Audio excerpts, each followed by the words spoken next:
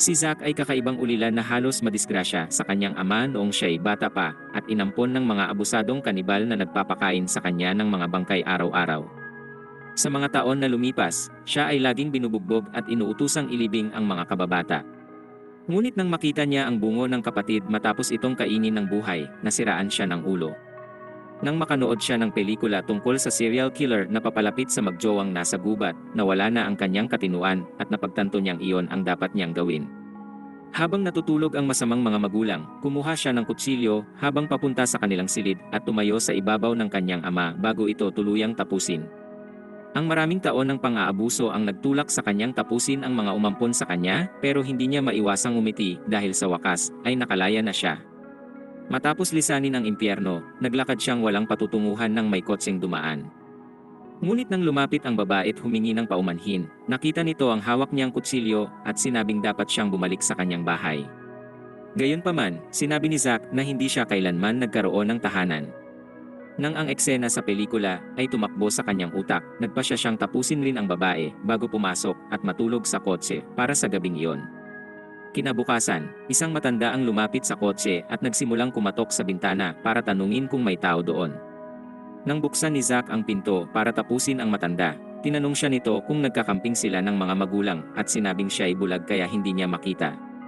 Tumunog ang sikmura ni Zack at napagtanto ng matanda na siya ay nagugutom kaya dinala niya ito sa kanyang bahay. Habang kumakain, nagtaka ang matanda kung paano siya napadpad sa gubat at sinabing pwede siyang manatili doon hanggang makita nila ang kanyang pamilya. Nang magtanong si Zack kung bakit siya tinutulungan ng matanda, ibinunyag nitong siya ay nag-iisa at walang nakausap sa loob ng maraming taon. Nang gabing iyon, may pagnanais si Zack na pumipigil sa kanyang makatulog at napagtanto niyang sa kutsilyo lang siya makakakuha ng satisfaksyon. Habang papalapit siya sa higaan ng matanda, napagtanto niyang hindi siya makukontento sa pagtapos dito, kaya't nagpa siya siyang maglakad sa mga eskinita ng lungsod. Ilang sandali pa, may lasing na bumunggo sa kanya, kaya't binunot ni Zack ang kutsilyo at agad itong tinapos. Gayunpaman, hindi pa rin humihinto ang kanyang mga pagnanais. Ngunit dahil ang kutsilyo ay mapurol na, nagpa siya siyang wala na itong halaga tulad ng kanyang buhay. Pagbalik sa bahay, naamoy ng matanda ang dugo at nagtaka kung saan siya nagtungo kaya ibinunyag ni Zack na tinapos niya ang isang tao upang mapunan ang kanyang mga pagnanais. Nang marinig ito ng matanda, tinanong niya kung ano na ang nais nitong gawin at sinabihan siyang magpahinga na. Kinabukasan, umalis ang matanda, ngunit hanggang sa kinagabihan ay hindi pa rin siya bumabalik. Sa ibabaw ng mesa, nakita ni Zack ang sulat na nagsasabing umalis siya para bumili ng gatas, ngunit hindi niya ito mabasa dahil hindi siya marunong. Ilang oras ang nagdaan at unti-unti na namang nawawala sa katinuan si Zack dahil akala niya ay iniwan na naman siya at sinira ang buong bahay hanggang sa makita niya ang isang kutsilyo. Nagsimula siyang maglakad sa kagubatan hanggang sa matagpuan niya ang mga tao malapit sa kotse ng pulis at nakita ang nakabalot na bangkay ng matanda. Sa oras ring yon, may uslak na magjowang tuwang-tuwa na kanilang tinapos ang matanda para sa ilang barya. Ngunit nang makita nila si Zack na nakatitig, sinabi ng lalaki na ilayo niya ang kadiri niyang pagmumukha. Gayunpaman, napansin ni Zack na masaya sila, at napagtantong masayang mga tao pala ang nagbibigay ng satisfaksyon sa kanya. Binunot niya ang kutsilyo kaya ang lalaki ay napatumba at pinagsasaksak niya ito bago magtungo sa kasintahan ng lalaki. Tinapos niya silang pareho, ngunit ang iniisip lang niya ay ang tanong ng matanda na kung ano ang nais niyang gawin. Sumagot siya na nais niyang wasakin ang mga tao na nagsasaya sa kanilang buhay at ibaon sila sa paghihirap. Alam niyang isa siyang halimaw, ngunit hiling niya sanang hindi namatay ang matanda na kaisa-isang nagkaroon ng pakialam sa kanya. Gayunpaman, hindi lang si Zack ang nagtitiis sa pang-aabuso ng masamang mga magulang. Sa sumunod na mga taon, ang babae na si Rachel ay umuwi sa kanyang lasinggerong ama na sinasabihan siyang baliw at sinasaktan ang kanyang ina sa kanyang harapan. Gayunpaman, tatawanan lang ito ng kanyang ina at kahit gaano karaming beses sabihin ni Rachel na makinig sila sa kanya ay hindi nila ginagawa. Nang gabing iyon, nangako ang inang pasisigawin ang kanyang ama at nang sabihin ni Rachel na siya'y pakinggan, sinampal siya nito at sinisi sa pagkakakulong nila sa impyernong iyon. Gayunpaman, sinubukan pa rin ni Rachel na hilinging pakinggan siya pero sinigawan siya nito na pumasok sa kanyang kwarto. Makalipas ang ilang buwan, makikita si Rachel sa mental hospital na sinasabing nais niya lang mag-alaga ng tutang may sakit. Ngunit matapos niyang makita ang tutang mawalan ng malay, ang tanging naaalala na lang niya ay ang sarili sa kwarto na inaayos ang tuta. Matapos niyang ayusin ang kawawang aso, sinigawan muli ng ama ang kanyang ina at sa pagbaba niya sa hagdan, narinig niya ang ina na sumisigaw para sa kanyang buhay. Ngunit nang buksan niya ang pinto, nakita niya ang katawan nitong wala ng buhay. Nang mapansin ng amang nakita niya ang lahat, sinabi nitong siya na ang susunod. Sinubukan ni Rachel na tumakas pero hinabol siya ng ama, ngunit nakapasok siya sa kwarto at nakandado ang pinto. Sinabi niya sa tuta na huwag matakot, ngunit sinira ng kanyang ama ang pinto, at sinabi na pareho silang baliw dahil pinatay niya ang tuta at tinahi ito upang gawing kanya. Habang siya ay tumatawa sa kabaliwan nilang lahat, sinabi niyang walang maghahanap sa anak pero naglabas ito ng baril at tinutok sa ama habang binabanggit na pagmamay-ari ito ng ina. Dito na niya winakasan ang lahat ng kanyang pagdudusa. Pagkatapos niyang magkwento sa doktor, hinipnotize siya nito para burahin ang kanyang mga alaala at nagising siya sa liblib na ospital na nagtataka kung bakit siya nasa ibang lugar. Paglabas niya ng silid, narinig niya ang isang elevator na nagbukas at matapos pasukin ito, inanunsyo ng PA system na napili na ang sakripisyo.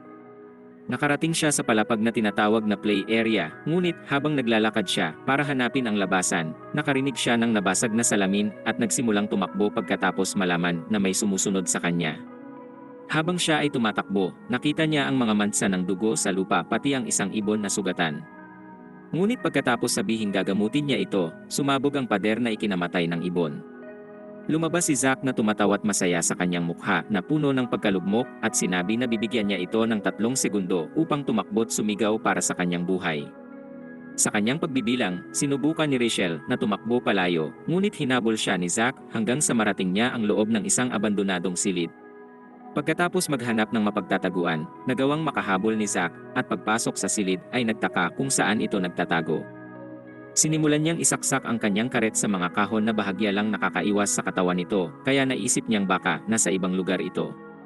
Sa kanyang paglabas, alam ni Rachel na kailangan niyang makatakas bago siya mahuli nito. Ngunit nang bumalik siya upang tingnan ang ibon, nawala ang buhay sa kanyang mga mata at nangako na ayusin ang ibon habang sinasabing ito ay mapapasa kanya habang buhay. Pagkatapos tahiin ang ibon, nagsimula siyang tumakbo papunta sa elevator, ngunit nakita siya ni Zack at sinabing hindi na niya ito bibigyan ng oras para tumakas. Nang atakihin siya nito, nakayuko siya at nakatakbo, ngunit patuloy pa rin sa pagtawa na parang baliw at pagsugod si Zack.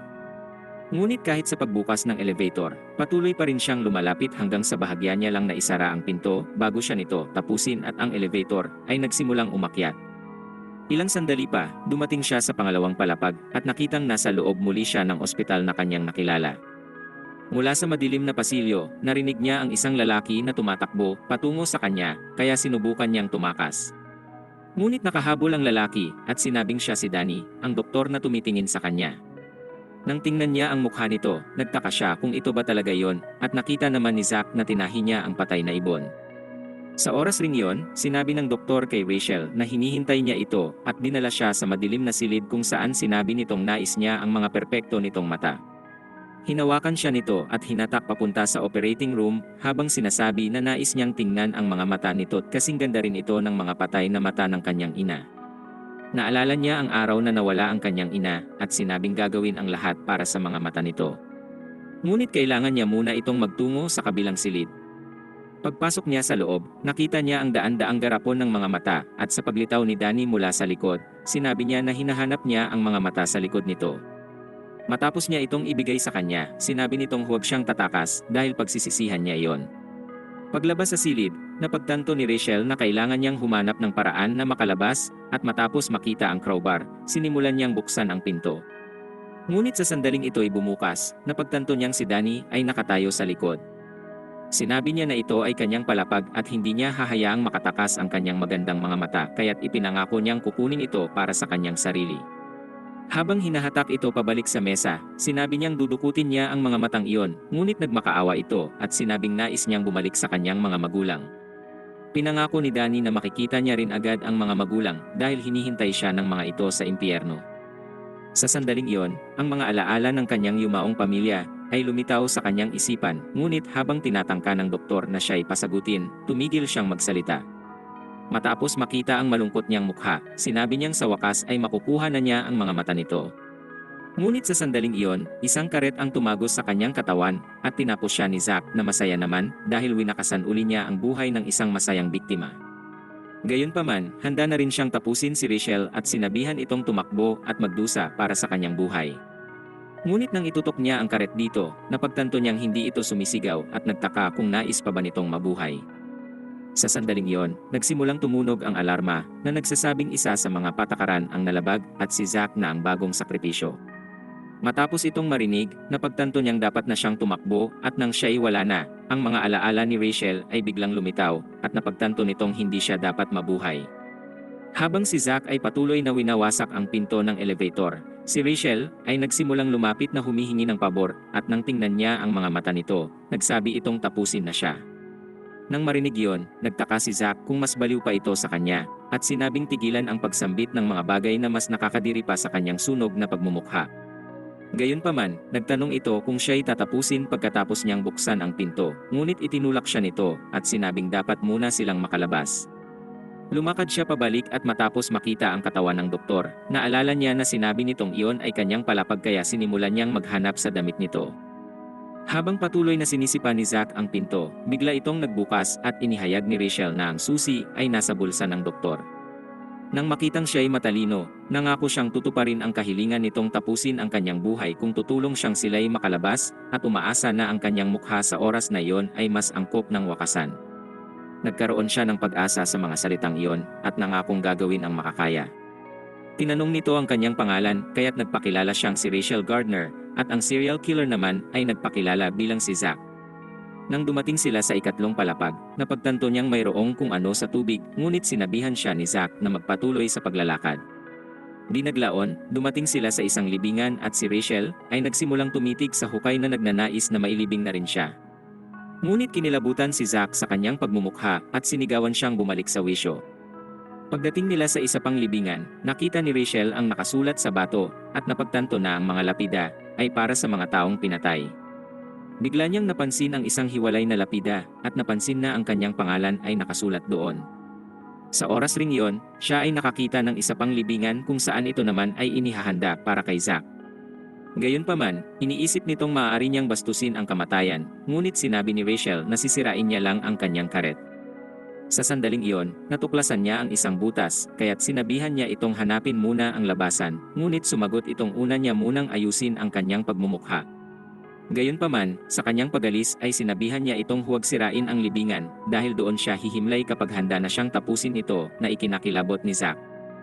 Habang siya ay naglalakad sa koridor, natuklasan niyang ang pinto ay nakakandado, ngunit napansin niya ang isang sulat at napagtantong sinumang sumulat nito ay hinanda rin ang libingan. Samantala, si Zack ay walang kaalam-alam sa paghahanap ng labasan, at habang siya ay hindi mapakali sa libingan, nakakita siya ng piko at nagpa siyang sirain ito. Nang matagumpay niyang masira ang gilid, sinimulan niyang wasakin ang iba pang lapida. Maswerteng tumama ang isang bato sa switch at nagbukas ng pinto sa koridor kung saan napaisip si Rachel kung sadyang natuklasan ng uslak ang bagay na iyon. Sa kanyang paglalakad sa bagong koridor, dumating siya sa isang silid at nagsimulang makarinig ng misteryosong boses. Napansin niya ang rehistro, kaya't nagpa siya siyang tingnan iyon at natuklasan na ito'y talaan ng lahat ng mga namatay sa gusali. Nakita niya rin ang kanyang sariling record, ngunit hindi siya natinag. Sa kabilang dako, patuloy si Zack sa pagwasak ng mga libingan, ngunit hindi nagtagal ay napagtanto niyang kay Rachel na lang ang natitira. Ang alaala ng babala nito ay kanyang ikinatakot kaya't binato niya ang piko. Sa sandaling iyon ay lumitaw si Rachel at napansin ang kasiraan. Ngunit habang ipinapakita niya ang mga dokumento, nilantad niya rito ang record at nagsimulang basahin ang tungkol sa Isaac Foster na iligal na pinasok sa ampunan at inabuso hanggang sa araw na mamatay ang mga magulang. Bago pa siya magpatuloy, nagtanong si Zack kung ano ang naramdaman niya doon at ibinunyag ang kanyang tunay na pangalan ay Isaac Foster at tinanong dito kung siya ay natatakot. Ngunit nang sabihin niyang hindi, ibinunyag niyang isang babae ang minsan ring nagsabi ng parehong bagay dahil sa loob ng isang madilim na eskinita noon, nagtagumpay siyang abutan ang babae at tanungin kung natatakot ba ito sa kanya. Gayunpaman, sinabi nitong siya'y tagahanga niya at nagpatuloy na sabihing karangalan na makilala siya doon pagkatapos ng lahat. Nang sabihin itong siya ay makisig at nagsimulang humawak sa kanya, hinawakan niya ito sa ulot tinulak sa lupa at tinanong kung ano ang pinagsasabi niya. Binigyan niya ito ng 5 segundo upang tumakas, ngunit matapos siyang mahabol, nagtaka siya kung bakit ito tumakbo kung hindi siya natatakot. Gayunpaman, ibinunyag niya na kahit sino ay matatakot na mamatay at umiyak na may magligtas sa kanya. Ngunit sinabi ni Zack na kinamumuhian niya ang mga sinungaling at tinapos ang buhay nito. Nagtaka si Rachel kung ano ang kinalaman ng kwentong iyon sa kanya, at sinabi na maaari siyang tumakbo kung tatapusin siya nito. Naalala ni Zack na baliw ang babaeng ito, kaya't nagpasya siyang sirain ang kanyang libingan at sinabi na hindi siya mamamatay roon. Ikinalungkot niyang hindi pa yon ang kanyang katapusan. Para mapabuti ang pakiramdam nito, sinabi niyang tatapusin ito kapag siya ay ligtas nang nakalabas ng gusaling yon. Bumalik siya sa elevator at nang mapagtantong hindi niya ito mabuksan, sinabi ni Rachel na tingnan ang tubig kanina dahil baka may switch doon. Sa desperasyong makaalis, nagsimulang maghanap si Zack sa tubig, ngunit naisip ni Rachel na wala itong intensyong tapusin siya. Nang magtaka si Zack kung bakit hindi na lang niya iyon gawin ng sarili, sinabi nitong masamang kasalanan ang pagkitil ng sariling buhay ayon sa Diyos. Matapos marinig ito, sinabi ni Zack na magpakita siya ng emosyon para ganahan siyang tapusin ang kanyang buhay. Ngunit nang hindi niya magawa kahit ang pagkukunwaring takot, napagtanto nitong siya'y patay na sa loob. Biglang nakatapak si Zack ng switch at nang bumukas ang pinto sa koridor, tiningnan ni Rachel kung anong nasa loob. Hindi nagtagal, nakakita siya ng liham pati bulaklak at nagtaka kung sino ang naglagay noon.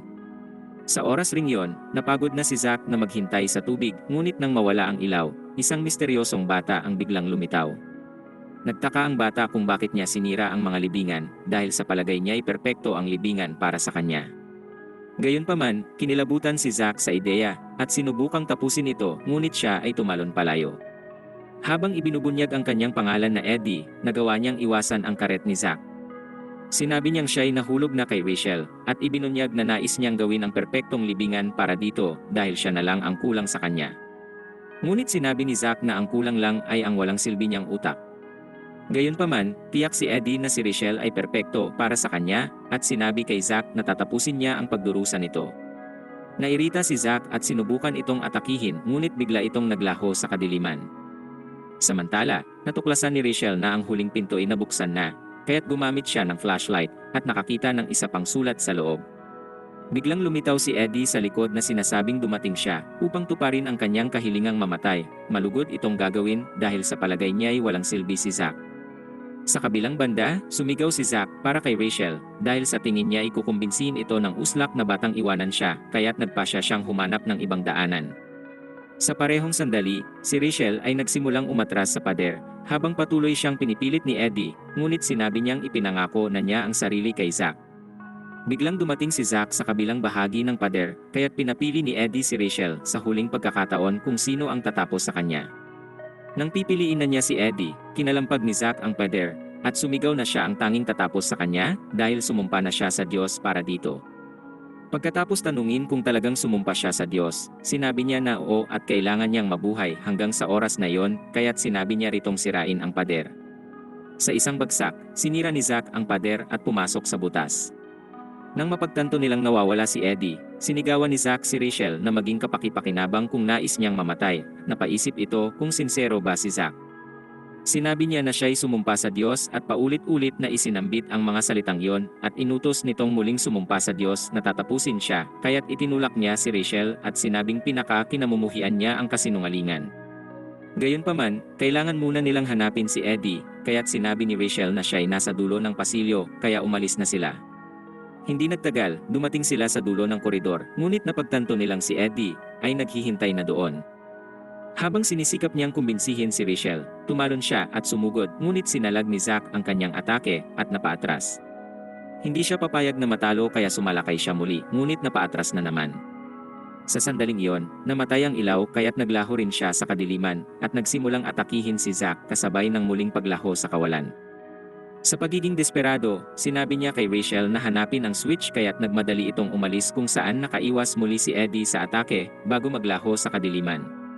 Nang magtago si Rachel sa likod ng isang lapida, napansin niya ang magandang libingang inihanda na para sa kanya.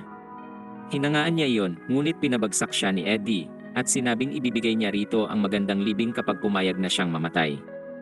Subalit habang itinataas niya ang pala upang tapusin ito, nahulog siya sa butas at inakala ng uslak na magagawa na niya itong tapusin. Pero agad siyang sinilaw nito at itinulak sa lapida bago kunin ang kanyang remote para tagumpay na buksan ang ilaw kung saan sinampal ni Zack ang pangit niyang maskara bago siya ipadala sa nirvana. Habang sinasabi niyang ang libingan ay perpekto para kay Rachel, nilaglag ni Zack ang lapida sa kanyang katawan na naglibing sa kanya ng tuluyan. Sa pagpanaw ng uslak, napaisip si Zack kung paano nila makikita ang elevator, kaya't pinindot ni Rachel ang remote at nakita nilang nasa likod ito ng waterfall. Pumasok sila at umakyat ito sa isa pang palapag. Nang magbukas ang elevator, napagtanto nilang nasa bagong lugar na naman sila. Nang matuklasan ni Rachel na ito'y nakakandado, sinabi niya kay Zack na marahil walang tao sa gusali. Gayunpaman, sinabi ni Zack na ito ang tanging labasan at sinubukang sirain ang selda, ngunit masyado itong matigas. Sa sandaling yon, tumunog ang alarma at niligtas ni Zack si Rachel mula sa machine gun. Nang maubos ang bala nito, nakarinig sila ng boses at isang babae ang nagpahayag na siya'y naghihintay para sa kanilang pagdating. Sinabi niyang siya ang hukom ng palapag na yon at parurusahan niya sila para sa lahat ng kanilang kasalanan, kaya't nagbukas ang gate sa sandaling iyon. Nang makarating sila sa nakakandadong pinto, inutos ng babae na kunin ang kanilang litrato na parang mga kriminal. Sa sandaling sila'y tapos na, napansin nila ang labasan. Pagdating sa loob ng isang madilim na silid, nakita nila ang mga kakaibang larawan sa pader at inihayag ng babae na bawat larawan ay kumakatawan sa kanilang parusa. Dahil gustong mahanap ang labasan, sinuri ni Zack ang isa pang silid ngunit natuklasan na ito'y puno ng kakaibang mga puppet, kaya't sinabi niya kay Rachel na maghanap rin. Gayunpaman, habang siya ay nauubusan na rin ng pasensya, napansin niya ang kahoy na upuan at inupuan ito na parang kanyang trono. Nang subukan ni Rachel na sabihing iyon ay isang electric chair, namatay ang ilaw at si Zack ay di na makaalis. Biglang lumitaw ang telebisyon sa harap nila at binati sila ng uslak na babae sa kanyang palapag. Ang pangalan niya ay Kathy at ibinunyag nitong siya ang hukom ng kanilang mga kasalanan. Tinapakan niya ang buton at nakuryente si Zack sa upuan na halos sumunog sa mahina niyang utak bago ito itigil ng babae. Napaisip si Rachel kung patay na ito, ngunit nagbanta itong tatapusin ang uslak kapag siya'y malaya na. Gayunpaman, ibinunyag nitong siya'y makakalaya lang kung malalaman ni Rachel kung paano mapapatigil ang kuryente. Sa sandaling iyon, nagising ang mga puppet at napagtanto ni Zack na katapusan na ng walang laman niyang utak at nagmakaawa kay Rachel na gumawa ng paraan. Nang kuryentihin siya uli ng upuan, sinimulan ni Rachel na suriin ang mga puppet at naisip na may rason kung bakit sila naroroon. Kinuha niya ang karet at isa-isa silang pinagtataga hanggang sa tumigil ang kuryente. Dahil wala nang malay si Zack, napaisip siya kung buhay pa ito, ngunit sumigaw ito sa tagal ng kanyang aksyon dahil halos maluto na ang utak niya. Biglang sumulpot si Kathy sa telebisyon, ngunit binasag ni Zack ang pagmumukha nito. Gayunpaman, patuloy pa rin nilang naririnig ang kanyang boses nang magpasya itong buksan ang labasan. Hindi nagtagal, nakarating sila sa isang babala at sinabi ni Rachel kay Zack na baka mas masahol ang kwarto kaysa sa huli. Ngunit naisip ng kanyang napritong utak na siya'y hindi matitinag kaya't pumasok pa rin siya. Biglang naselyo ang pinto sa kanilang pagpasok at inisip ni Zack na ang silid ay walang kwentang basurahan. Lumitaw si Kathy sa telebisyon para ipaliwanag ang susunod na hamon at sinabing kailangan nilang malutas ang puzzle bago sila mapatay ng nakalalasong gas. Sa sandaling yon, nagsimula ang alarma at ang nakalalasong gas ay pinakawalan sa silid. Para mapanatili si Rachel na buhay, sinubukan ni Zack na lagyan siya ng oxygen mask dahil ang kanyang buhay ay nakadepende rito. Ngunit wala siyang pakialam sa sariling buhay at sinabihan si Zack na iligtas ang sarili. Nang mapansin niya ang isang bangkay, naisip niyang may palatandaan doon kaya't sinipa ito ni Zack. Sa sandaling yon, nakita niya ang nakasulat sa lapag at nagtaka sa ibig sabihin noon. Gayunpaman, nagsimula siyang masulasok sa gas, kaya't inilagay ni Zack ang maskara sa kanya at sinabing dapat siyang mabuhay.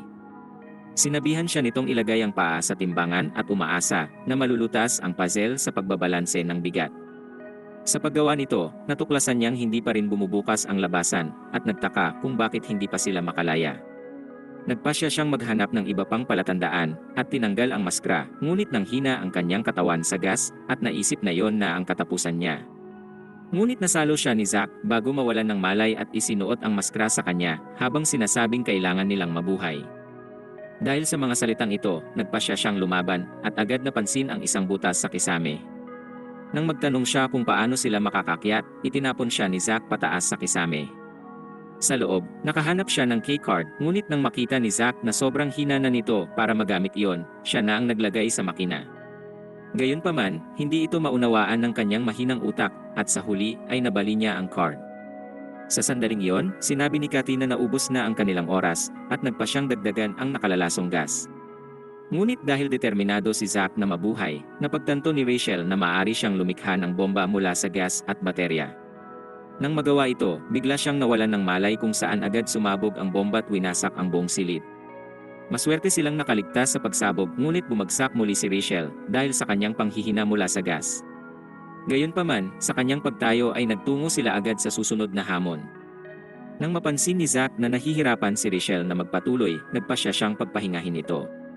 Makalipas ang ilang oras, nagsimula silang magtungo sa susunod na silid ngunit sinabi ni Kathy na nakakamangha ang paggamit nila sa isa't isa upang tuklin ang kanilang mga ninanais ngunit nagtanong kung sino ang tunay na ginagamit.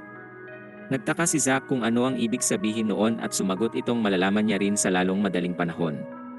Dumating sila sa isang selda at napansin ang dollhouse, kaya't inihayag ni Kathy na sila'y makakaalis lang kung isa sa kanila'y malulutas ang palaisipan. Dahil walang laman ang utak ni Zack, nagpasya si Rachel na lutasin ito at umaasang susuriin na lang ni Zack ang dollhouse. Nang bumukas ang drawer, nakita ni Rachel ang problema at matapos lutasin ito, napagtanto niyang ang mga numero ay mga pahina at pangungusap na nakasulat sa loob ng isang aklat. Matapos isalin ang code at itugma ang mga salita, sinabi niya kay Zack na ilagay ang lalaking laruan sa sala.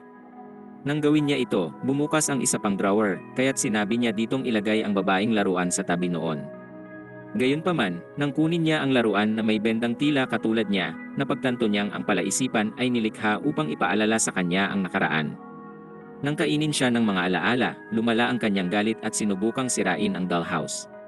Ngunit sinabi ni Kathy na habang buhay siyang mananatili sa selda, kaya't nagpasya siyang itigil ito, pero mas lumala nang maalala niya sa laruan ang pagkain niya sa mga bangkay noon at pang-aabuso sa kanya ng mga uslak na umampon sa kanya.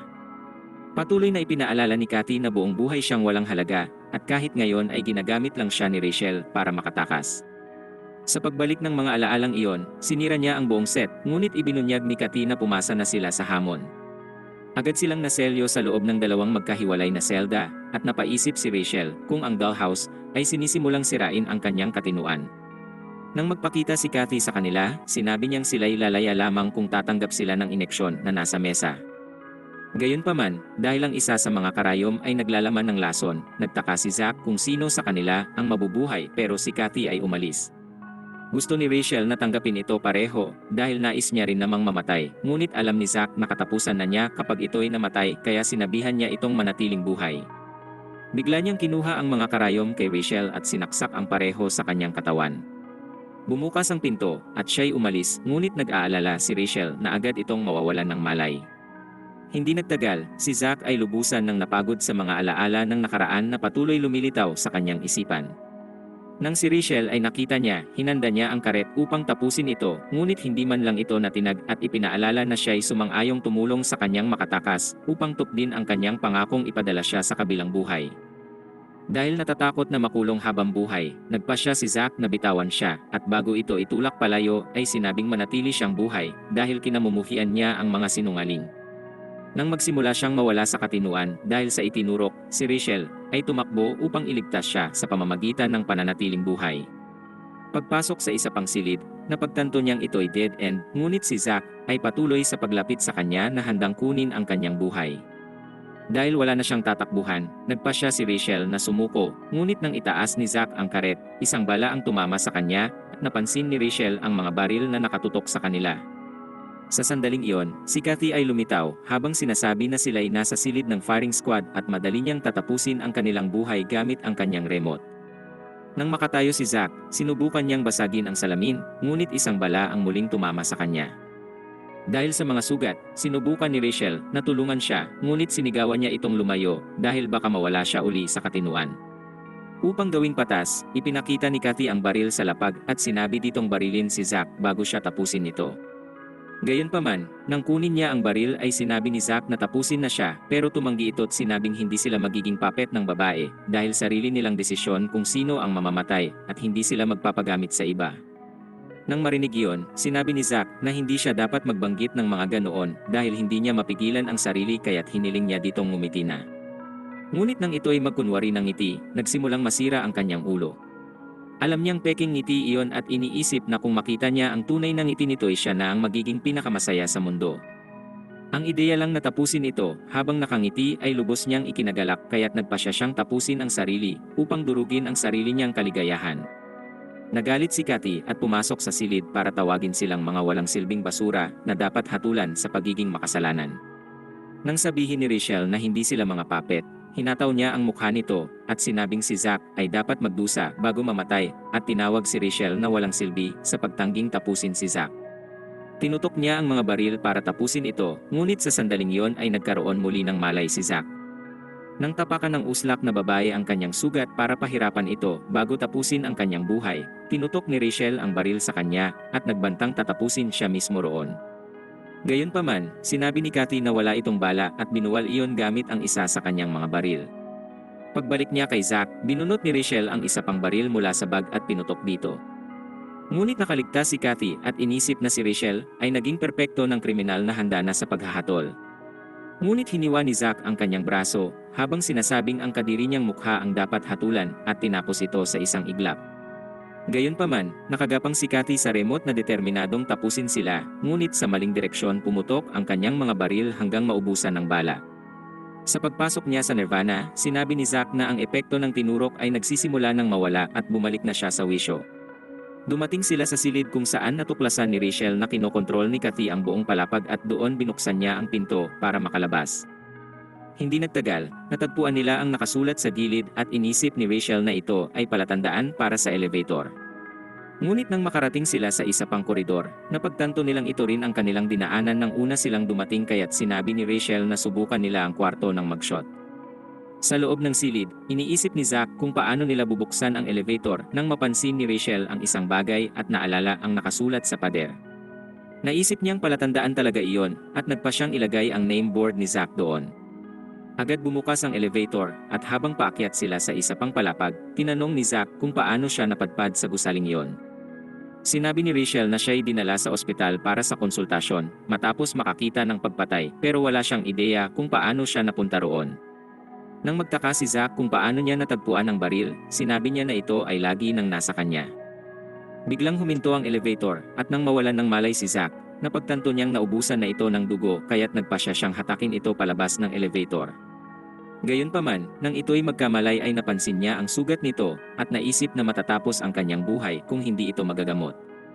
Nawalan uli ito ng malay kaya nagpasya na siyang humanap ng paunang lunas.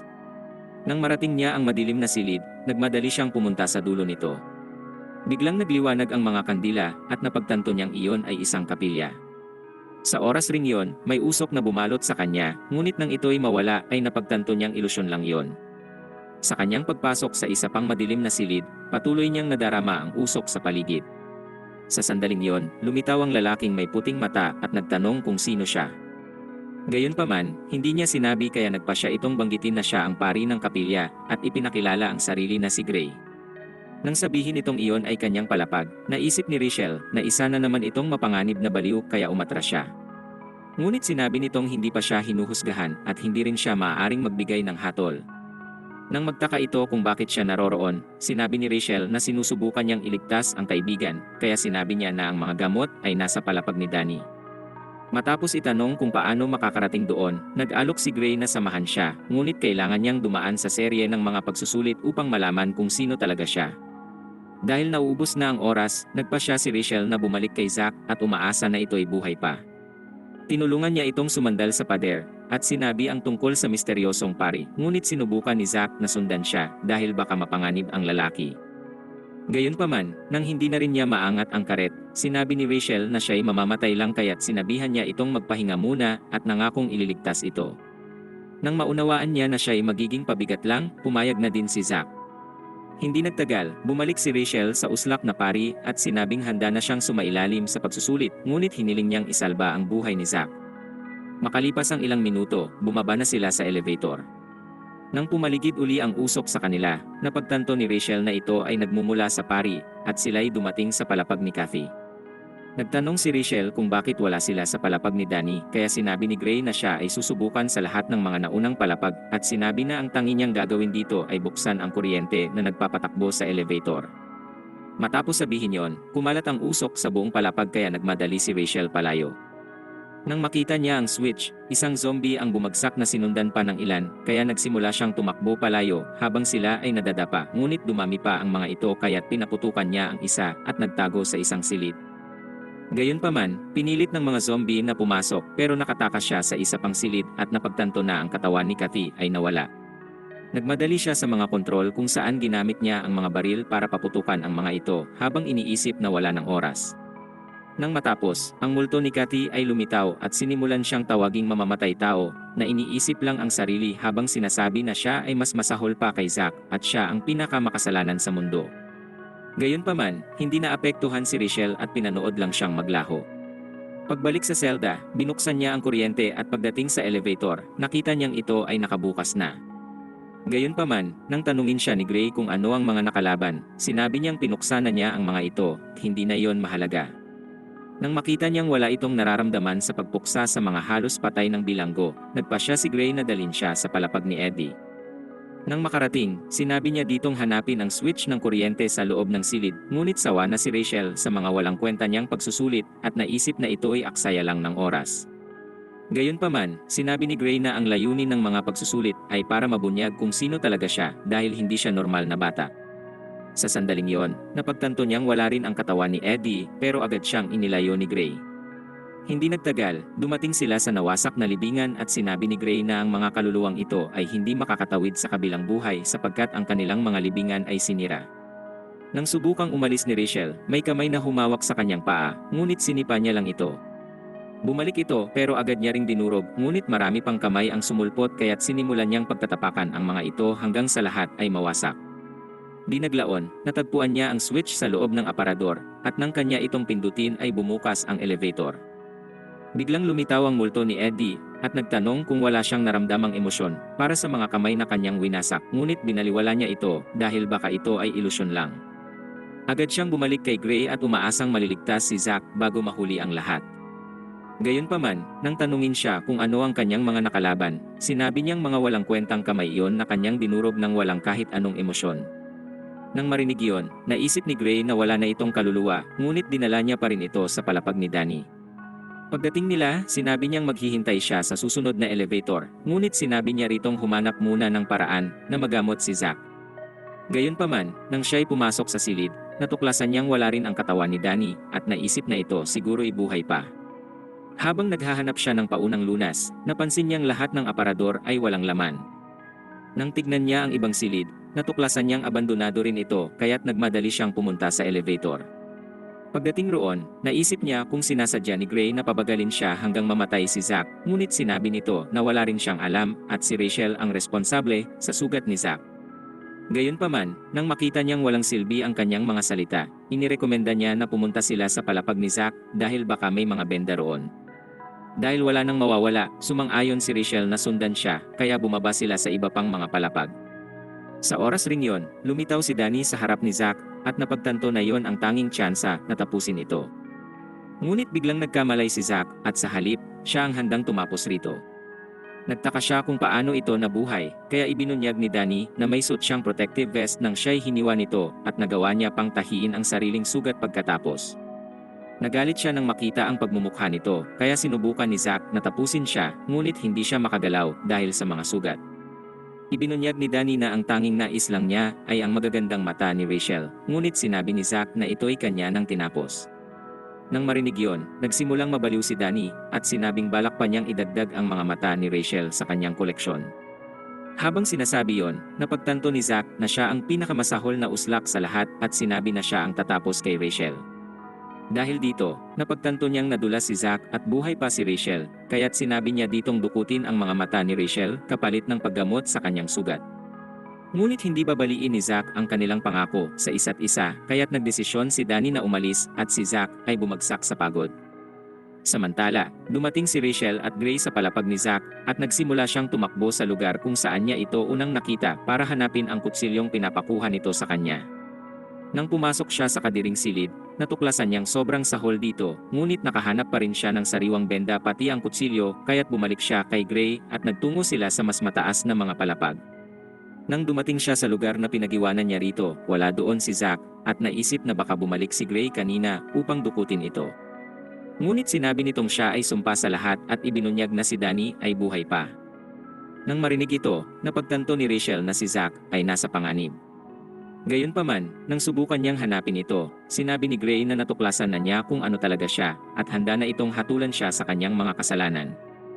Sinabi nitong wala na siyang pag-asa at ang kanyang pagnanais na iligtas si Zack ay para lang sa sarili niyang pakinabang dahil nais niyang tapusin siya nito. Sinubukang sabihin ni Rachel na gusto niya talaga itong iligtas, ngunit pinakawalan ni Gray ang usok sa paligid. Bago niya mamalayan, isang malaking ahas ang lumitaw kaya tumakbo siya bago pa siya makain nito. Nang subukan niyang magtago sa isang silid, sinira lang nito ang pinto, ngunit nakita niya si Zack. Takot na mapatay ito, sinubukan niya itong hatakin sa isang ligtas na lugar, ngunit tinulak siya nito at biglang nawala ang ilusyon. Naisip ni Zack na nawala na ito sa katinuan, ngunit napaupo siya dahil sa sugat niyang lumala. Nalungkot si Rachel nang makita ang kanyang mahinang katawan at sinabi ditong hindi niya nakita ang paunang lunas sa palapag ni Danny. Nang sabihin ni Zack na ang uslak ay buhay pa, nagdesisyon siyang ibigay ang kutsilyo at si Zack ay natuwa na mayroon na siyang sandatang magagamit. Napansin niya ang natatakot nitong mukha kaya sinabi niyang siya'y isang halimaw at makakaligtas siya kahit ano pang mangyari. Nang siya'y makatayo, inirekomenda niyang sundan nila ang dugo dahil baka ito ang magdala sa kanila kay Danny. Gayunpaman, nang makakita si Rachel ng isang hiniwang larawan, may ahas na lumitaw para kainin siya, ngunit nailigtas siya ni Zack at sinabihan siyang maghanap ng labasan. Habang nilalabanan ni Zack ang ahas, si Rachel ay nakakita ng lihim na pintuan, ngunit bumalik ang ahas sa pader. Di nagtagal, lumitaw ito sa kanyang harapan, ngunit nagawa itong hiwain ni Zack pero lumala ang kanyang sugat. Matapos ang ilang minuto, sinubukan nilang humanap ng ibang labasan, ngunit bumagsak si Zack sa lapag. Sa pagkawala ng natitira niyang lakas, sinabi ni Rachel na mag-isa niyang hahanapin si Danny. Iniisip ni Zack na masyado itong mapanganib, at nang suriin niya ang baril nito, natuklasan niyang wala na itong laman. Nagalit siya at nagtaka kung bakit handa itong isugal ang buhay para iligtas siya. Ibinunyag nitong ang tanging bagay na mahalaga ay ang sumpa niya sa Diyos. Gayunpaman, sawa na si Zack sa kanyang kauslakan at sinabing walang Diyos sa kanilang mundo. Nadurog siya nang marinig iyon at nagtanong kung saan mapupunta ang kanyang kaluluwa pagkatapos, ngunit sinigawan siya ni Zack nang umiti pa rin. Nang gawin niya iyon, napahiga si Zack sa pagod at napagtanto ni Rachel na unti-unti na itong nawawalan ng dugo. Iniisip niyang saglit na lang bago ito pumasok sa nirvana, ngunit ibinigay ni Zack ang kutsilyo at sinabing protektahan muna ang sarili kaya't nagmadali siyang hanapin si Danny. Pagdating sa isang bagong koridor, napansin niya ang patak ng dugo at naisip na papunta ito kay Danny. Pero habang sinusunod niya ito, ang usok ay unti-unting lumabas mula sa kandila at ang dugo ay unti-unting nawala kaya tumakbo siya sa hamog ngunit nahulog sa isang butas. Bago pa niya mamalayan, siya ay nagising sa isang libingan at lumitaw ang multo ni Eddie, ngunit sinabihan niya itong lumayas sa kanyang paningin. Gayunpaman, nang magpa siya itong ilibing siya, sinaksak niya ang lapida, ngunit bigla siyang napunta sa silid ni Kathy. Nagtaka siya kung paano siya sumulpot doon nang muling pumaligid ang usok sa kanya, at kinuryente siya ng multo ni Kathy sa upuan. Sa isang iglap, napadpad siya sa bagong silid, ngunit ang mukha ni Kathy ay lumitaw sa salamin. Sa sandaling yon, ang usok ay dinala siya sa kapilya, at ang ilusyon ay nagsimulang sirain ang kanyang ulo. Ngunit nang makita niya si Gray, tinanong niya kung saan nagtatago si Danny, kaya inihayag nitong wala siyang alam, ngunit sinabing nakakuha siya ng gamot para kay Zack. Nang marinig iyon, napagtanto ni Rachel na maaari niyang iligtas si Zack at hiningi ang gamot. Gayunpaman, nang matuklasan niyang wala itong balak ibigay, nagbanta siyang ukitin ang pagmumukha nito gamit ang kutsilyo. Pero sinabi nitong siya ang dapat na magdusa, at sinisi siya sa pagsasanhi ng pinsala ni Zack. Tinawag niya itong uslak at sinabing nagtagumpay siyang lokohin ang mga anghel na dapat magpaparusa sa kanya sa pagiging makasalanan. Para hatulan ang kanyang mga kasalanan, dinala siya ni Gray sa hukuman at sinimulan ang paglilitis. Nang tawagin niya ang mga testigo, lumitaw si Kathy at nagtaka si Rachel kung paano nagawang makaligtas ng kanyang katawan. Pinakita niya kung paano inutusan ni Rachel si Zack noong nilulutas nila ang puzzle, habang binabanggit na ginamit niya lang ito at sinabi niyang siya ang hukom na tinapos ng kanyang sariling kriminal. Gayunpaman, napansin ng lahat na si Kathy ay nakangiti nang siya'y mamatay. Sinabi niyang ito ang pinakamalalang krimen dahil si Rachel ang nagtulak sa kanyang maging pinakamasayang babaeng nabubuhay. Nang tanungin ni Gray kung paano niya ito gustong parusahan, ipinataw niya kay Rachel ang water torture. Sa sandaling iyon, isang water tornado ang bumalot dito at sinabi ni Cathy na magmakaawa siya para sa kanyang buhay. Pero sumigaw si Gray na tigilan ito at sinabing hindi niya lugar ang magpasa ng parusa. Di naglaon, ibinigay ni Gray kay Eddie ang pagkakataon at nagsimula ito sa pagsasabing pareho sila ni Rachel. Inilibing rin ito ang ibon gaya ng kung paano niya gustong ilibing si Rachel, ngunit dahil hindi nito ibinalik ang kanyang damdamin, sinakal niya ito't kinwestiyon ang pagpili niya kay Zack. Dahil sa paraan kung paano niya ito inilibing, sinabi niyang isa itong halimaw na dapat paslangin sa pamamagitan ng pagpapako. Kahit handa na siyang mag-alay ng buhay, sumigaw si Gray na ang mga pako ay mawala. Nang pagkakataon na ni Danny, nagtaka si Rachel kung nasaan ang gamot pero sinabi ni Gray na simulan na niya ang testimonya. Siya ang may pinakamagandang mga mata para sa kanya, ngunit dahil naiiba ang kanyang puso sa lahat, siya ay sumigaw na hindi maaaring maligtas ang kanyang kaluluwa. Di nagtagal, pinatahimik siya ni Gray. Ngunit matapos umalis, sinabi ni Gray na si Rachel ay isang halimaw na may kapangyarihang linlangin silang lahat kaya't inihayag niyang susunugin ito ng buhay at ang apoy ay bumalot sa kanya. Para iligtas ang kanyang sarili, sinabi ni Rachel na siya'y inosente, ngunit tinawag siya ni Gray na sinungaling. Sinabi niya na lahat ng mga baliw ang tunay na mga anghel at tinawag si Rachel na demonyo sa pagtapos ng kanilang buhay. Sinabihan niya itong umamin sa pagiging halimaw, ngunit tumanggi ito, at sinabing imposible siyang maging ganoon dahil wala namang mga halimaw sa kanyang Biblia. Gayunpaman, nagpasya si Gray na ipakilala na siya'y tunay na Diyos at sinabi na tanging siya lamang ang maaaring humatol sa kanyang mga kasalanan at ipadala siya diretso sa impyerno. Sinabi nitong wala talagang tunay na Diyos, ngunit inisip niya na baka iniimbento lang iyon ni Gray para kusa niyang isuko ang kanyang buhay. Sa paglakas ng kanyang determinasyon, siya'y biglang napunta sa kanyang kalooban at nakita ang Diyos na si Zack. Sa isang iglap, hiniwa niya ang ilusyon at nagsimulang tumakbo kasama siya. Sa sandaling iyon, bumalik siya sa kamalayan at napagtantong kutsilyo ni Zack ang bumasag sa ilusyon. Nang tanungin ni Gray kung paano niya natuklasan na peke ang lahat, sinabi niyang ang kanyang kutsilyo ang nagpakita ng katotohanan at ito na ang bago niyang Diyos.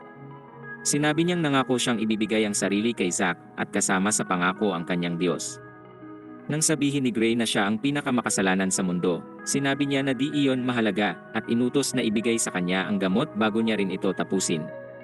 Dinala niya ito sa isang silid at ipinakita ang gamot na tutulong kay Zack na gumaling.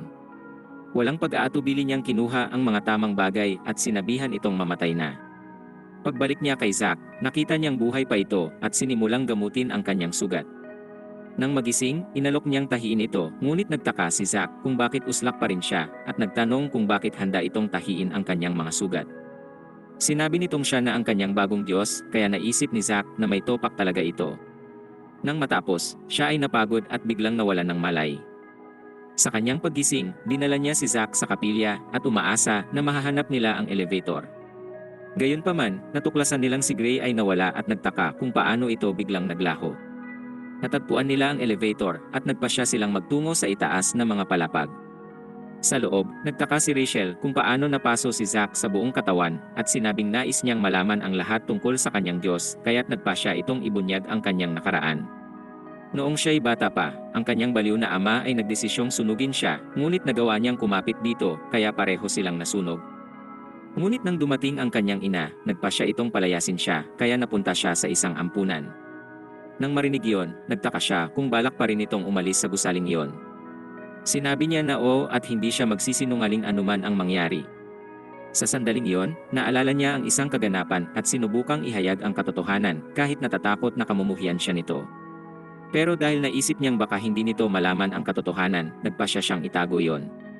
Biglang bumukas ang elevator at dumating sila sa isa pang palapag habang iniisip ni Rachel na mas mabuting itago niya ang lihim habang buhay. Gayunpaman, nang mapansin ni Zack ang dugo sa lapag, napagtanto niyang ang palapag na iyon ay kahawig ng kanyang tahanan kung saan lahat ng kanyang mga lihim ay malalantad. Biglang pumasok si Zack sa apartment at nagtaka kung bakit parang nakakita si Rachel ng multo. Nang mapansin niya ang manika, sinigawan siya ni Rachel na lumayo dahil baka may mga patibong sa lugar ngunit walang pakialam si Zack at sinabihan siyang ayusin ang kanyang pagmumukha. Napansin niya ang mga manikang tinahi at naisip kung ang bahay ay may sumpa ng simulang hilingin ni Rachel na tapusin na siya. Gayunpaman, iniisip niyang nababaliw lang si Rachel at sinabing tatapusin niya lang ito kapag sila'y nakalabas na ng gusali. Habang pinipilit niya itong kumbinsihin, napagtanto niyang desidido na si Zack at nawalan ng malay. Nang marinig ang kakaibang ingay, nagpasya si Zack na tingnan ang silid at natagpuan ang isang manikang unggoy. Lumapit siya sa elevator nang biglang lumitaw si Danny at kinandado siya sa loob. Dahil desperadong makatakas, sinubukan niyang buksan ang pinto, ngunit napagtantong walang pag-asa kaya sinabi ni Danny na maglibot siya para malaman kung sino talaga si Rachel. Naisip niyang ito lang ang paraan para makalabas kaya nilibot ni Zack ang apartment. Gayunpaman, nang pumasok siya sa isang silid at mapansin ang larawan, bumagsak ang bubong pero siya'y nakatakas. Bago pa niya mamalayan, may mga dart na kumawala ngunit sinalag niya ito at sinira ang butas. Nang makarating sa kainan, sinipa niya ang lamesa at napagtantong ang basement ay nakakandado. Nang marating niya ang banyo at mapansin ang tub na may tubig, naisip niyang andoon ang susi. Kinuha niya ito nang bigla siyang kinagat ng mga laruang isda, ngunit agad niya itong itinapon. Napaisip siya kung ano ang nangyayari pero nagpasya pa rin siyang pumunta sa basement. Nang lumapit siya sa bagong pinto, muntik siyang mahulog sa patibong ngunit nagawa niyang makahawak sa karet. Sa oras ring yon, nagising si Rachel at nakita ang pagmumukha ni Danny.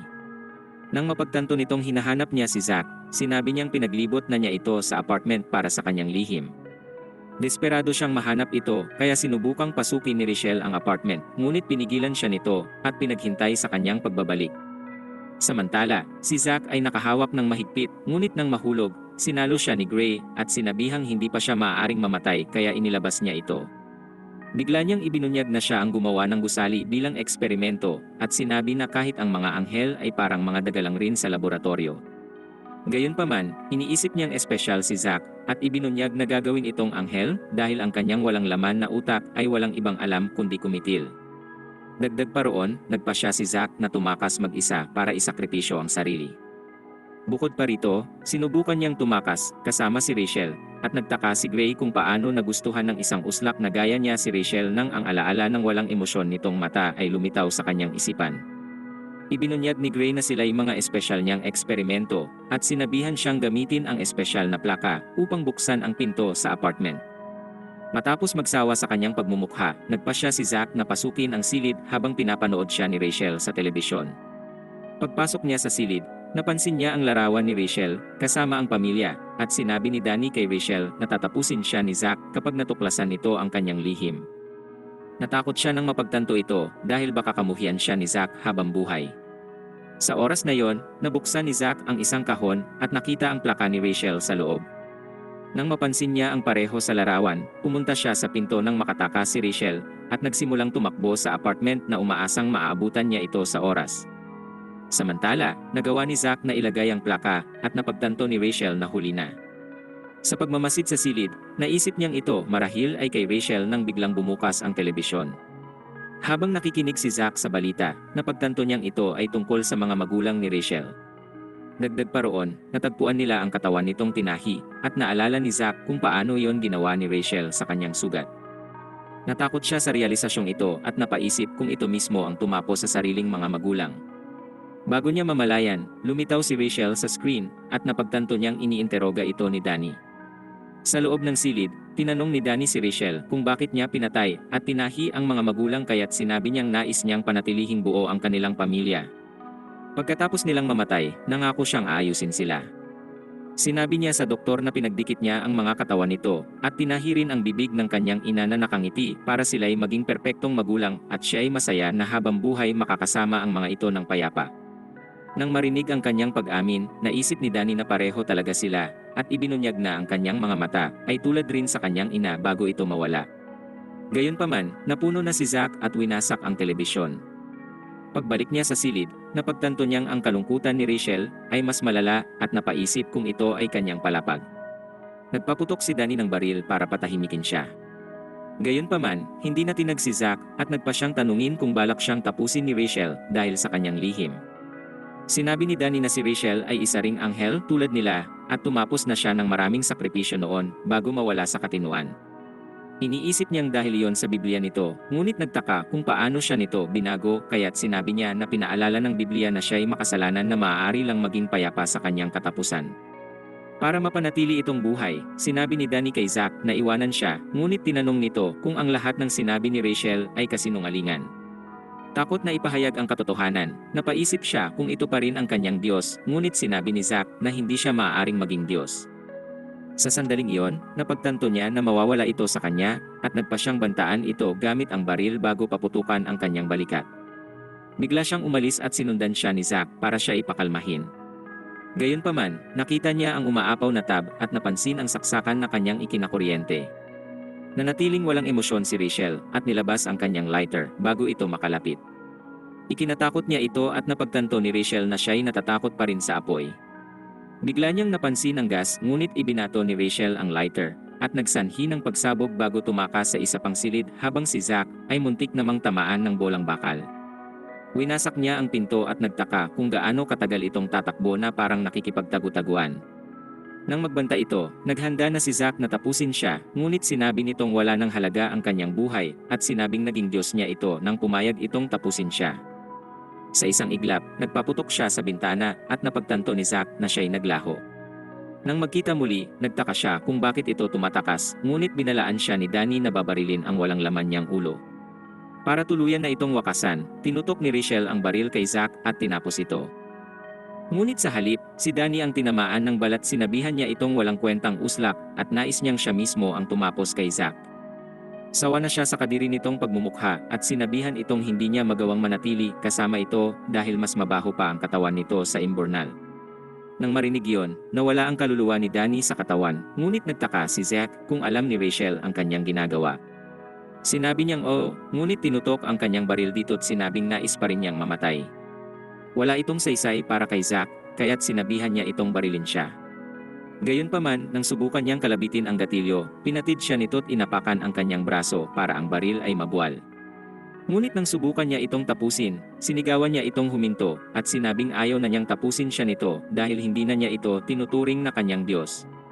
Sinabi ni Zack na hindi siya kailanman naging Diyos, kundi ay kamatayan na magdadala sa kanya sa kabilang buhay. Binanggit niya ritong gumawa ng sariling desisyon nang hindi umaasa sa Diyos dahil walang kinalaman ang Diyos sa kanilang mga pangako. Sa sandaling iyon, napagtanto niya na si Zack ay hindi talaga Diyos.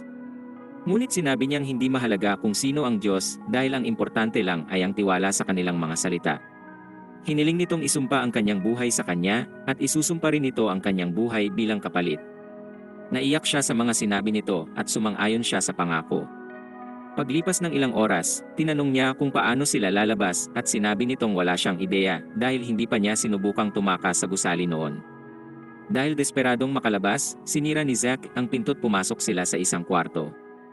Gayunpaman, napagtanto nilang ang kwarto ay dead end kaya sinabi ni Rachel na ang labasan ay marahil nasa ibaba dahil wala pang lumagpas na elevator pataas ng kanyang palapag.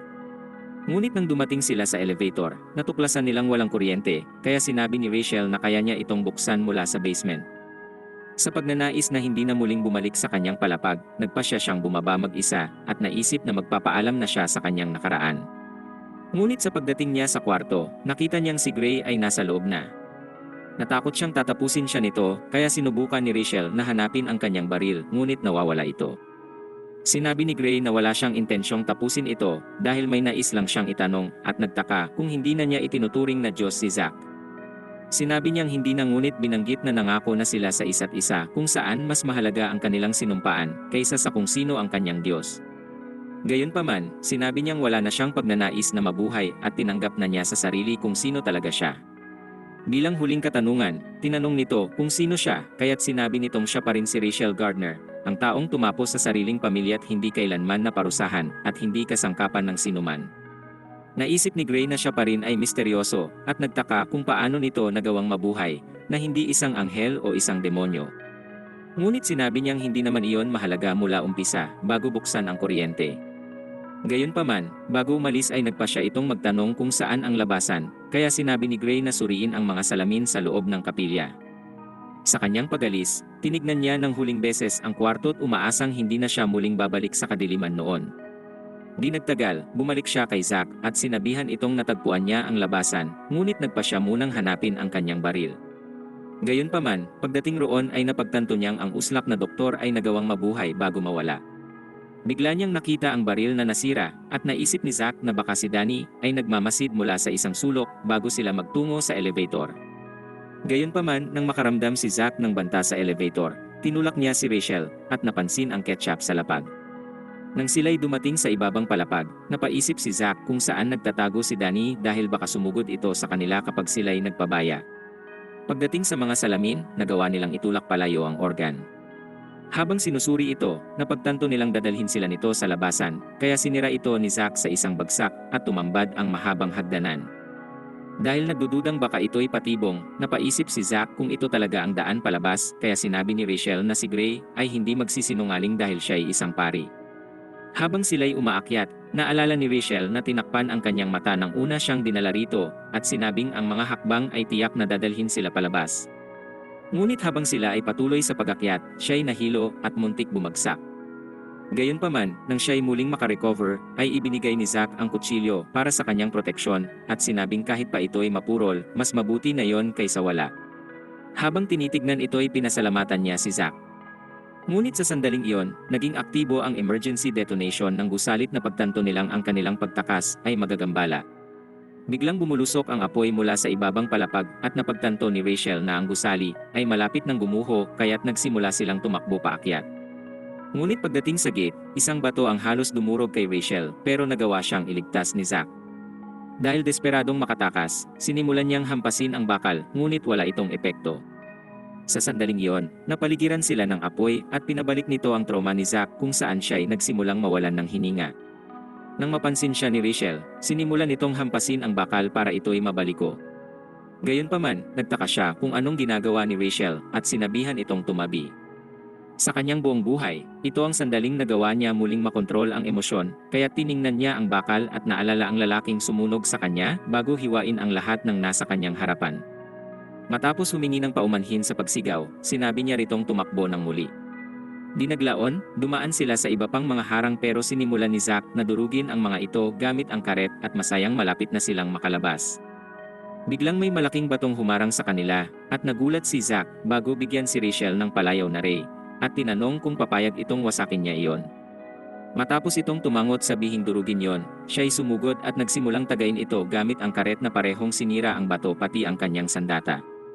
Gayunpaman, sinabihan niya itong magpatuloy at ito'y nagpaalam na sa karet. Habang sila'y tumatakbo, narating nila ang pinto, ngunit napansin ni Zack na hindi pa handang umalis si Rachel. Nang magtaka siya kung bakit, sinabi nitong gusto pa rin niyang mamatay, ngunit hiniling ritong naisin siya sa kanyang kamatayan dahil ang tanging hiling niya ay magustuhan. Sinabi niyang iyon lang ang paraan para hindi niya maramdamang siya'y nag-iisa. Ipinaalala ni Zack na ibinigay niya rito ang kutsilyo't sinabing kailanman ay hindi siya nagbigay ng kahit ano sa sinuman at ipinaalalang kinamumuhian niya ang pagsisinungaling. Dito'y biglang makikita ang uslak na doktor na tinutok ang baril bago ito iputok.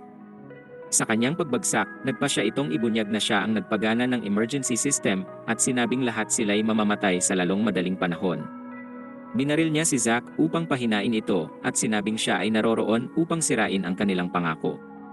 Sinabi niyang hindi niya papayagang mailigtas ito, at mas gugustuhin niyang tapusin sila para ito'y maging sinungaling. Gayunpaman, sa kanyang huling hininga, ay humingi ng paumanhin si Rachel sa pagbali ng kanilang pangako. Ngunit nang sabihin ni Zack na ayaw niya sa kasinungalingan, muli itong binaril ni Danny. Gayunpaman, patuloy na nagmakaawa si Zack na gumising si Ray, at sinabing ayaw niyang maging sinungaling. Ngunit naisip ni Danning nakakaaliw panoorin ang isang halimaw na walang kapangyarihan. Gayunpaman, sinabi ni Ray na si Zack ay hindi isang halimaw o isang kasangkapan, o kahit Diyos, dahil siya'y isang tao. Inulit niyang ito'y isang tao at pinapatawad niya ito sa pagkakabigo. Ikinagalit ito ni Danny at nagtaka kung bakit hindi na lang siya ang tanggapin ito bilang kanyang Diyos dahil si Zack ay wala namang naibigay sa kanya. Ibinunyag niyang hindi niya kailanman ginustong mabigyan ng kahit ano dahil ang tanging nais niya lang ay magustuhan kahit isang sandali pati sa kanyang kamatayan. Matapos niyang mangako kasama si Zack at nagsimulang tumakas kasama ito, napagtanto niyang ito ang tangi niyang ninanais. Nagtaka si Zack kung bakit masaya siya ngayong ang pangako ay kinuha na mula sa kanya. Ngunit sinabi niya kay Zack na hindi niya ito kinuha't hindi mahalaga kung ang pangako ay natupad o hindi dahil ito ay sa pagitan nilang dalawa. Nagsimula siyang umiyak at sumumpang dadalhin ang pangako kasama niya. Sinabi niya ritong huwag tawagin ang sariling sinungaling dahil ayos lang kung ang pangako ay hindi matupad. Matapos marinig yon, napagtanto ni Danning hindi gumagana ang kanyang plano't umiyak dahil walang nagnanais sa kanya, kaya't nagdesisyon siyang barilin ito muli. Habang si Zack ay nakatitig sa walang buhay nitong katawan at tinawag ito, ang apoy ay pumalibot sa kanila't handa na si Daning tapusin si Zack. Ngunit bago niya magawang magpaputok, pinana ni Gray ang kanyang katawan at sinabihan siyang mamayapa na. Gayunpaman, hinugot ni Danny ang pana at sinubukang barilin muli si Zack. Ngunit pinana siya uli ni Gray at sinabihan si Zack na tumakas kasama si Rachel dahil may pag-asa pa ring mailigtas ito kung siya'y makakatakas ngayon kaya't nagpa siya itong magtungo na sa labas. Ngunit nang si Danny ay babaril ng muli, pinana uli ito ni Gray kaya siya'y nakatakas. Nang wala na si Zack, napaisip si Danny kung ang pagtapos kay Rachel ay maling desisyon bago ibunyag ang kanyang hangaring puksain ang lahat ng lumalabag sa mga patakaran ng gusali. Iniisip niyang tungkulin niyang parusahan sila sa kanilang mga kasalanan at sinabi kay Gray na si Zack ang pinakamakasalanan sa lahat. Gayunpaman, sinabi ni Gray na si Zack ay espesyal na kasangkapan at nawala na rin ang mga pakpak niya bilang anghel. Sinabi niyang ang orihinal na pagnanais ni Zack ay tapusin ang lahat sa kanyang karet ngunit nagbago iyon nang simulan niya itong gamitin upang magligtas ng iba na nauwi sa pagkawala ng kanyang ranggo bilang anghel. Ito ang dahilan kung bakit nasira ang karet at ang nagpakita ng lahat ng ito ay si Rachel, kung saan napagtanto niyang hindi ito isang demonyo gaya ng kanyang inaakala. Nagpatuloy si Gray sa pagsasabing siya ay isang demonyo dahil tinangka niyang nakawin ang pagkatao ni Zack at pinwersa silang lahat na maging mga anghel ng kamatayan. Kaya upang pagbayaran ang mga kasalanan, nagpa siya siyang patakasin silang lahat dahil tapos na ang kanyang mga eksperimento at ang kanyang papel bilang Diyos ay tapos na rin. Nang magtaka si Danny kung saan ito papunta, ibinunyag ni Gray na sinusubukan ni Daning maging Diyos ni Rachel mula pa umpisa. Ito ay dahil nais niyang bigyan ito ng kaluluwa imbis na nakawin ang pagkatao nito, ngunit hindi siya isang Diyos at hindi kailanman magiging Diyos. Gayunpaman, sinabi ni Daning iyon ang lahat ng kanyang pinapangarap dahil nang makita niya ang walang buhay nitong mata, nais niyang mahalin ito habang buhay at ito lamang ang magbibigay kahulugan sa kanyang buhay. Nang marinig ang pag-aming ito, napagtanto ni Gray na si Danny ay nag-aalok ng pag-ibig at umaasang ito ay may babalik. Ngunit ipinaalam niya sa uslak na silang dalawa ay pawang mga tao lang. Sa katunayan, silang lahat ay mga tao, at mga tao rin ang lumikha ng Diyos, mga anghel, at mga tao. Ito rin ang mga taong sumira sa lahat ng iyon, na lumikha ng kasamaan at ng mga demonyo. Sa sandaling iyon, napaisip si Danny kung anong natutunan ni Gray sa lahat ng ito, ngunit sinabi ni Gray na wala. Alam niyang ang mga tao ay masama't bulag sa kanilang debosyon, ngunit may kagandahan rin. Sinabi niyang naramdaman niya rin yon kay Danny at humingi ng paumanhin ngayon niya lang ito napagtanto. Sa puntong iyon, sumabog ang mga bintana at bumagsak ang bubong ngunit iniisip ni Daning nakikita niya ang ina sa mga huling sandali. Samantala, si Zack ay patungo sa labas at umaasang mabubuhay si Rachel. Pagsipan niya ng pinto, napansin niyang may mga tao sa kalsada at nagmakaawa sa kanyang magising habang naiiyak sa hindi nito pagdilat. Biglang dumating ang mga pulis at sumigaw sa kanyang bitawan ito dahil iniisip nilang siya'y isang kriminal na kumidnap sa bata. Nang mapagtanto niyang hindi siya makakatakas, ipinaalala ni Zack kay Rachel ang kanyang pangako at babalik siya para dito. Matapos sabihin yon, nagpa siya siyang sumukot maglakad patungo sa mga pulis hanggang siya ay ingudngod ng mga ito sa lupa na parang isang kriminal. Nang gabing iyon, 2 ibon ang makikitang lumilipad ng malaya. Makalipas ang ilang linggo, lahat ng pahayagan ay puno ng misteryo tungkol sa eksperimento sa pasilidad at ang mga detective ay nag-iimbestiga sa lugar. Nahanap rin ng iba't ibang istasyon ang tungkol sa pamilya ni Rachel habang siya ay sumasailalim sa pangangalaga ng isang espesyal na pasilidad. Sa balita, ibinunyag ng isang detective na inamin ni Zack ang lahat ng kasalanan at sinabing hindi siya nagsisinungaling. Ngunit nang tanungin ng reporter kung kilala ba ni Zack ang babae, ibinunyag ng detective na sinabi ni Zack na hindi niya ito kilala. Pero ang hindi alam ng lahat, ito ang unang pagkakataon sa kanyang buhay na siya'y nagsinungaling. Sa oras ring yon, may panayam ang isa pang reporter sa tumitingin kay Rachel, at ibinunyag ng doktor na araw-araw nitong gustong malaman ang tungkol sa kriminal. Gayunpaman, iniisip ng doktor na ang pinakamainam ay hindi ipaalam rito ang katotohanan, kaya't hindi na niya ito binanggit muli. Sa paglipas ng mga linggo, patuloy ang pagtatangka ng doktor na kausapin siya, ngunit ang tanging bagay na iniisip nito ay kung ayos lang si Zack. Ang panahon ay patuloy na lumipas, ngunit isang araw, dumating ang doktor sa kwarto at napaisip kung nagsisimula na itong makarecover sa trauma. Sinabi ni Rachel na ngunit alam niyang walang nagbago kaya't inirekomenda ng doktor na sila'y maglakad. Habang sila'y naglalakad, malungkot pa rin si Rachel gaya ng lagi, ngunit nang iwan siya ng doktor, siya'y umupo ng payapa hanggang sa siya'y nagpatuloy sa paglalakad. Bigla niyang narinig ang balita, ngunit agad ring namatay ang radyo. Sa sumunod na gabi, matapos ang isa pang sesyon ay napansin ni Richelle ang buwan sa labas, at naisip na ito'y katulad ng peking buwan sa mga bintana ng gusali. Nang maisip ng uslak na doktor na siya'y gumagaling na talaga, nagpa siya itong sabihin na si Zack ay hinatulan ng kamatayan sa pag-iisip na ito'y mapapabuti ang kanyang pakiramdam. Dito'y nagpanggap si Richelle na ang balitang iyon ay nagpagaan sa kanya bago pumunta sa kwarto.